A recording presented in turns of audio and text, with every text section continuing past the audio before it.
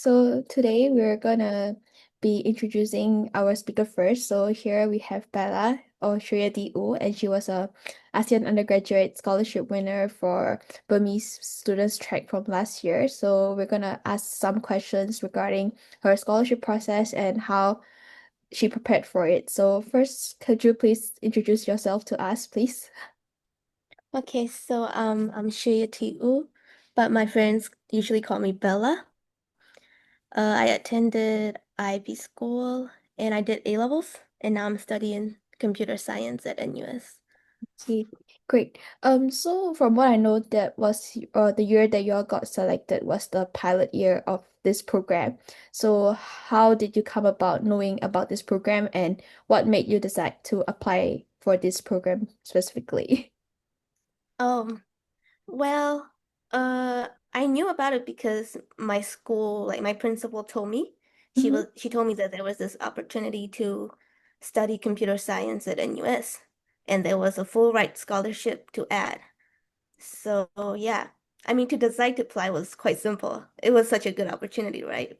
Yep. So I was like, I'll just try. Yep.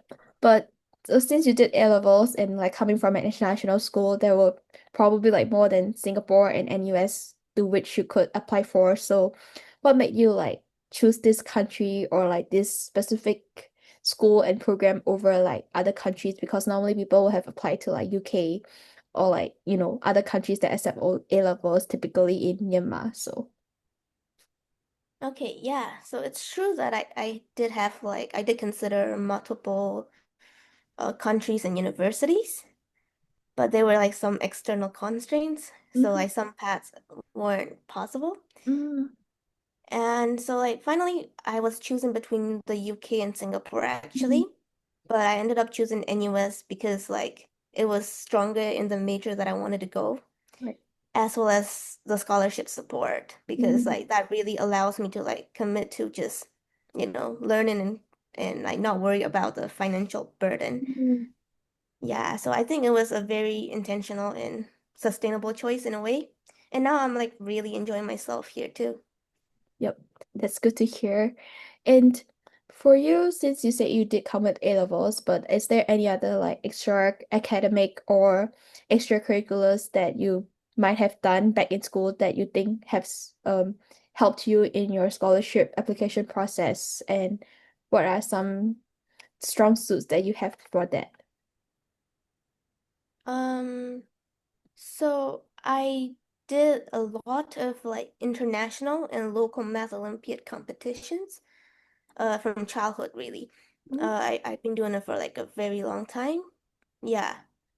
I think like the amount of medals I had with that actually kind of was my standout point, to be honest. mm, And other than that, in my extracurriculars, I added some volunteering experiences as well as like some other like presentation competitions and stuff like that, just like you just put everything in really.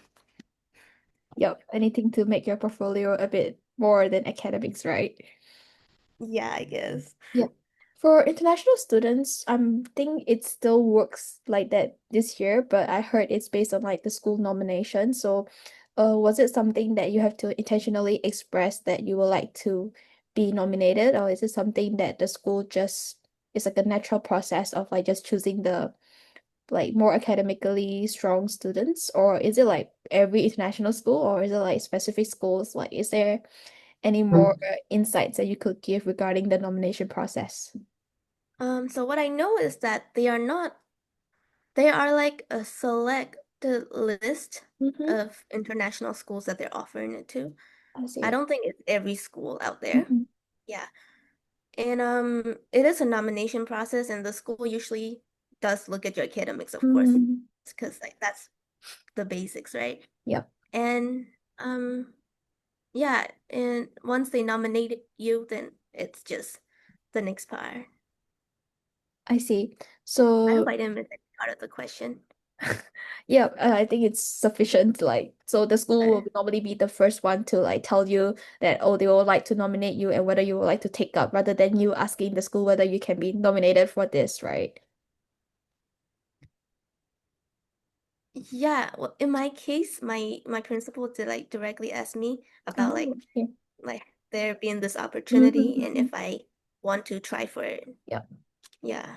But with this now being known, I guess students do can try their luck in asking and taking an initiative into whether they could potentially express an interest, right? Because yours was a Oh yeah, pilot program case. since Yeah. now I'm sorry, yeah.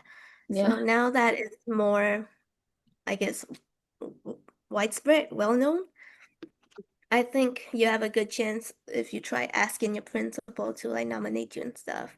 Yes. Yeah. Like what you said, right? Because there was beyond grades and nomination, there Mhm. were also like submission of your CV, resume, and like recommendation letters. Were there any like challenges or difficulties you faced in terms of preparing for that? But I do know that as being international students, y'all might be a bit more familiar with the process compared to like the traditional Burmese matriculation route. So, are there any tips for people who are looking to doing it for the first time? Okay. So for CVs, like don't stress out, really. I never really made a CV before that either. So it was my first time just like trying to build one. And I think the idea there is because they know you really haven't made a CD before too. They understand it. So you just put like a clear list of Mm, everything you did, no matter how big or small, because like every little thing you did kind of like shows the selection committee more about who you are, and that's what they want. They want to know you. And just like try to word it, standardly and well. mm, Just make it clear, really. And for recommendation letters, I would recommend that you ask your teachers as early as possible mm. and you ask a teacher who knows you well. Right. Okay. So, so I know that you all have to sit for an aptitude test once you pass the kind of like a screening process of the application, right? So since you already did do an A levels, which is like very similar to what the Singapore students would have faced before entering uni. So how does this aptitude test feel like to you? Are there any like parts you wish you have prepared for more, or like you would avoid doing it again if you are to sit for this test again? Like, some tips or tricks for the exam sitters if they are to try it this year. Okay, so to begin, Mm-hmm. there were three components in the aptitude test. There was English, IQ, and maths. I think English and IQ were like mostly okay. Mm-hmm. Like, yeah, nothing really to like prepare for. For maths, I definitely like would have liked to prepare for it a bit more because it actually wasn't that similar to my curriculum. I see. Like except for like basic math concepts. Mhm. Yeah. I see. Were your experience sitting for the Math Olympiad and other like external competitions in terms of like math as a subject helped you in the math test? Because I heard that it wasn't really like an H2 math syllabus curriculum and it was like way out of it and like way random than you would have thought. So, well, Yeah. looking into those concepts and like those competition concepts will have helped the students. Okay, so I think it helped with Mhm. some questions, maybe like two. But Oh, really, yeah, it was out of the box, I see. not what we expected Hmm. at all. So really just prep for anything and anything that you have think, I guess, for the Yeah, math. I mean, they do tell you Mm-hmm. what to study for, and I think this year they should be a bit more accurate because they have had their first experience as well. Right, right. So it's a bit more stable. So I think if you follow what they say, it should be enough to prepare you quite well. Mhm. Okay, I see. So that was the aptitude test, right? So once you pass the aptitude test, you go into like the interview round. So during your interview process, what do you think the panel was like looking out for? Is it more towards your like personality or mentality, or is it more towards your experiences and like the portfolio that you have as a student? Mm, I think in the interview they were mostly checking for our English language skills. See? Like that was definitely like one of the things I think they were trying to do. Mm-hmm. in a way because Yep. they did like ask you like if you can speak English well in the beginning. Oh, I see. And they were also, in my case, they were trying to verify the extracurricular activities Mm-hmm. I submitted. Mm-hmm. Yeah, they would like kind of ask about more detail about those things. Mm, yeah, that's about it. So it's more towards like fact checking process and verifying your like actual experiences rather than like your some other typical interview questions where you could more prepared for with like the most like scene questions, I guess. Yeah, I think so. Okay. So It's like been a while, so I kind of like don't remember everything. okay. So like looking back, right, because you had like quite a fair share of experience as like extracurricular and like the academic, like outside of the normal academic curriculum, academic achievements as well. So do you think was there a strength that you were able to demonstrate during the interview? Or like if there was any weakness that you wish you could have like fixed it or like better prepared for during like the interview itself or like the preparation leading towards the interview? Mm, I can't really remember anything in particular about like Mhm, my strengths and weakness I showed. mhm, Um, I just like try to answer the questions the best I can, like mhm, just honest and straightforward, really. mhm. Um, Preparation wise, I would say just relax. They're not gonna bite you, you know. They're just gonna Right. ask you some questions, so you just go in Mm, trying to tell them about yourself. mhm. So really just bring your authentic self and be clear with your answers and know your own portfolio and experience as well would definitely help, right? Yeah, yeah, like know what you wrote.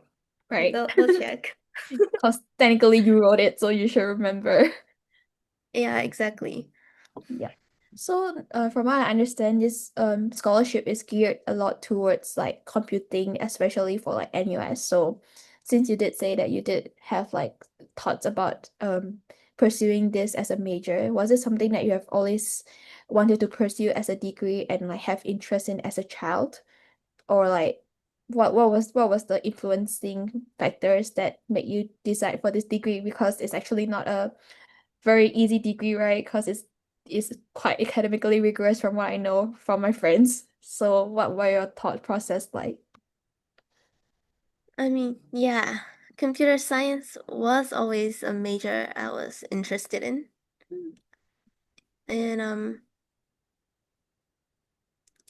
well, I think that's about it. Yeah, I mean, I always thought I would study it. So ended up picking it anyway. Is there any And like now I'm suffering from it, but it's okay. We're that's a enjoying different it. issue, right?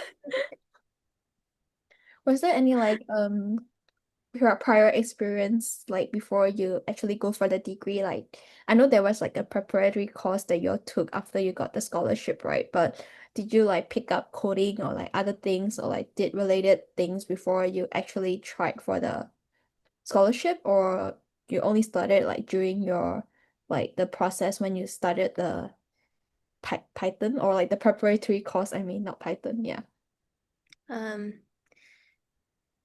I the only experience I really had with computer science was actually like my A levels. I took IT, IGs, Oh. I took CS as well. So there was some like Python that they taught and web development, like front end, HTML, CSS, JavaScript kind of stuff. Mhm. I think that was the main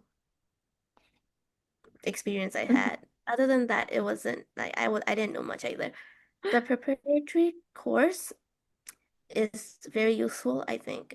In your first semester, it's very helpful. So make good use of it, I would suggest.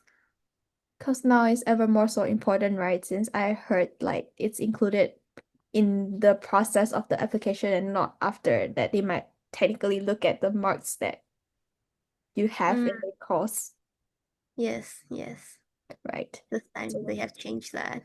mm, but it's great to see someone who has like so much passion for computer science and like is actually able to pursue for it. Yep, because I definitely But what do you think? Because like you've been in Singapore for about a semester for now, right? So that's about like 6 months in. So what do you think are like some of the positive aspects and like some challenging aspects of studying and living in Singapore as like international student from Myanmar? Well, first off, the food is fantastic. I love it. Another thing I'm loving is really it's mainly about NUS. Like Mm. in NUS, there's a lot of events and CCAs you can do, right? Yep. Like for example, being the president of the Myanmar community at NUS, or doing a bunch of sports, or attending like tours and events that they do, like exchanger events. You can volunteer, Mhm. or you can like join the fairs that the school have. There's like so many things to do. So I think that's really a plus, like really enjoyable, really fun. I am like going everywhere. And then I'd say the biggest challenge was getting used to the exchange rate between Singapore dollar and Myanmar kyat. Because you're now Well, it's timing getting better. everything with like 3,000. Yeah, exactly. Now I'm starting to just like, I've stopped Right. I did stop converting about it. like I've four given months up. in as well because like after a while I was like, oh well, like I'm gonna starve at this rate. So I did stop multiplying at the point. Yeah. Yeah. Yep. But well, when I first started like 10 years back, it was like 900. Oh, Yeah. well, that's much better. Yeah, much better. Now is I'm not sure. I guess Mm, I prefer three times multiplication over nine, but not sure about the zero behind though. yeah. Okay, my last question for you is like since you already went through like the whole process from like starting with the application and even to like studying in Singapore for applicants that are trying to apply this year for this like scholarship from your international school route, what would be like the three biggest takeaways that you have throughout this whole like process that you could think of, whether be it like regarding the test and process application or whether like from the mentality side of things like what were your takeaways, really? Okay. So I'd say first off, showcase all your extracurricular Hmm. activities. Have good academics. For the actually about your mindset part, I would say they have application essays, right? Yeah, You should try to like for both for the school and the scholarship, they will have essays. right. And I think in those essays, you should try to show your mindset Mm-hmm. and the way you solve things the best and like the Mm, best way and like clearly possible. Yeah, I think that's quite important. right. Socially, they do a lot on like independent learning and like critical thinking. So as long as you could probably showcase your train of thoughts well to the examiners Hmm. and the panel, yeah, they'll probably prefer you over others, I guess. Yep. Yeah. Those are very good takeaways. And thank you so much for joining me today, despite your tight schedule. I really appreciate it. And hopefully, the people watching the interview about this process could also learn a lot from like your sharing, yeah, experience. So thank you so much for giving your time today and happy holidays. Thank you. Oh yes, you too. Thank you so much. Let me just stop this.